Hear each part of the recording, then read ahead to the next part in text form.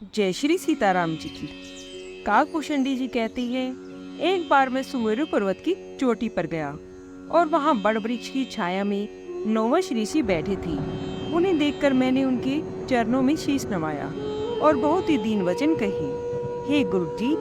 मेरी नर्मता युक्त वाणी सुनकर मुनि ने मुझे आदर से पूछा, हे विप्र, आप किस कार्य से यहाँ आए हैं? तब मैंने कहा, हे दयानिधान, आप सर्वज्ञ हैं और परम चतुर है। हे भगवान, सैगुण ब्रह्मा की आराधना की जो प्रक्रिया है आप मुझसे बतलाइए। हे गुरु जी। तब ऋषि ने राम जी के गुणों की कथाएं आदर से कही। फिर वे ब्रह्म ज्ञान में लीन मुनि मुझे उत्तम अधिकारी जानकर ब्रह्म का उपदेश देने लगे। कहने लगे कि ब्रह्म अजन्मा है, निर्गुण है और हृदय का स्वामी है। वह कलाओं से परे, इच्छा रहित, रूप की राशि, अनुभव से जानने योग्य, अखंड और उपमा रहित है। वह मन और इंद्रियों से परे, निर्दोष, नाश रहित, निर्विकार, निस्सीम और सुखों की राशि है। वही ब्रह्म तू है और जल और तरंगों की भांति उसमें और तुम में कोई भेद नहीं है, ऐसा वेद कहते हैं। मुनि ने मुझे बहुत बातें से समझाया, पर निर्गुण मत मेरे मन में नहीं बैठा। फिर मैंने मुनि के चरणों में सिर निवाकर कहा, हे मुनीश्वर, मुझे सैगुण ब्रह्मा की उपासना बतलाइए। राम भक्ति रूपी जल में मेरा मन मछली हो रहा है। हे चतुर मुनीश्वर, वह उससे अलग कैसे रह सकता है? आप दया करके मुझे वही उपदेश दीजिए कि मैं अपने नेत्रों से श्री रघुनाथ जी के दर्शन कर सकूं। मैं अवधपति को नेत्र भर देखकर तब निर्गुण का उपदेश मैं आपसे सुनूंगा। मुनि ने बारंबार अनुपम कथा कहकर सैगुण मत का खंडन कर निर्गुण का निरूपण किया। तब मैं निर्गुण मत का खंडन करके बड़े हट से सैगुण का निरूपण करने लगा। मैंने वाद विवाद किया तो मुनि के हृदय में क्रोध प्रकट हुआ। हे प्रभु, सुनिए।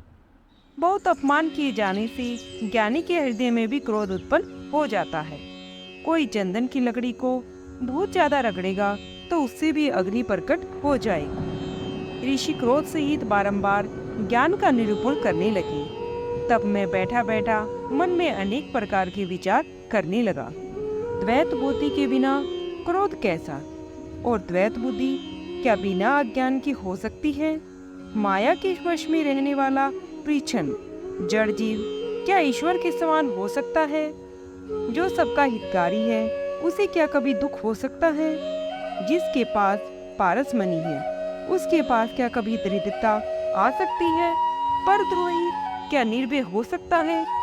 कामी क्या कलंक से कभी बच सकता है? ब्राह्मण के साथ बुराई करने पर क्या वंश रह सकता है? स्वरूप की पहचान होने पर भी क्या कर्म हो सकते हैं?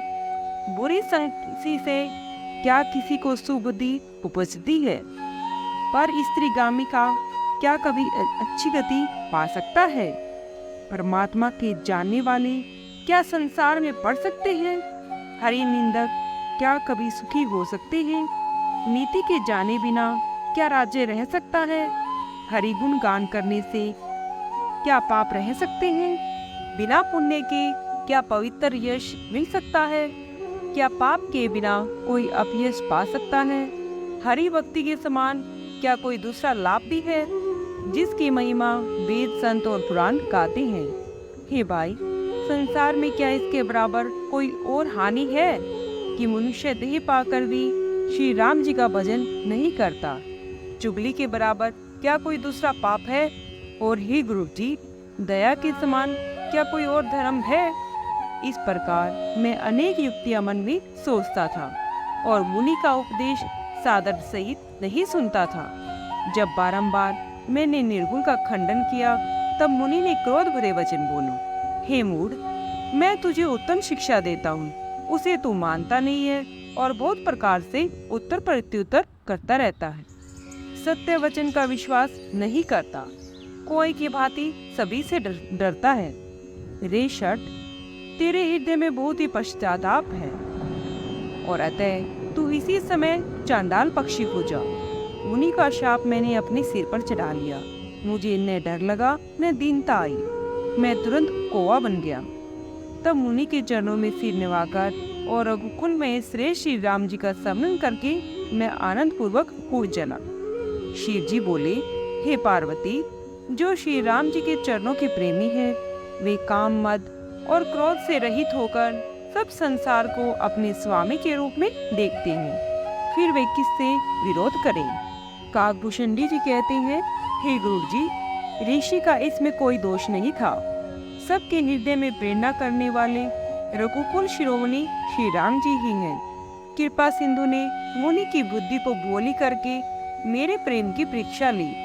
मन, कर्म और वाणी से मुझको अपना दास जानकर भगवान ने फिर मुनि की बुद्धि पलटी। ऋषि ने मेरी सहनशीलता देखी और रामचंद्र जी के चरणों में विश्वास देखा। तब मुनि ने बड़े ही आश्चर्य के साथ बारंबार पछतावा करके मुझे आदर पूर्वक वापिस बुला लिया। उन्होंने अनेक वादी से मेरा परितोष किया, फिर प्रसन्न होकर मुझको राम मंत्र दे दिया। कृपा निधान मुनि ने मुझको बाल स्वरूप का ध्यान बताया। वह सुंदर सुख देने वाला ध्यान मुझको बहुत ही अच्छा लगा। वह मैं आपको पहले ही सुना चुका हूँ। मुनि ने मुझे कुछ समय तक वहाँ रखा, तब रामचरितमानस का वर्णन किया। आदर पूर्वक मुझे ये कथा सुनाकर मुनि सुंदर वाणी से बोली, हे तात, यह गूढ़ और सुंदर रामचरितमानस मैंने शिव जी की कृपा से पाया था।